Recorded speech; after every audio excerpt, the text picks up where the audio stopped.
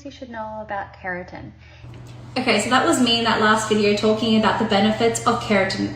I have been a major keratin fan for the last 12 years, but there is a new player in the game and it is Nanoplastic. Nanoplastic is giving my clients longevity out of their service. So they're actually getting up to 8 months worth of smooth hair with this service. One of the main benefits of a nanoplasty is the repairing treatments that we do along with the service. Not only do we do a hair facial partway through, which pumps heat protect and a leave-in treatment into the hair before we start drying and straightening, we also use something called a HRC spray, which is filled with hyaluronic acid and collagen. So we are pumping the hair full of goodness alongside and the straightening. We're also doing repairing treatments to ensure that your hair is at its strongest form. If you've had a keratin before and you haven't quite got the results that you're after, maybe it just wasn't straight enough or you just didn't get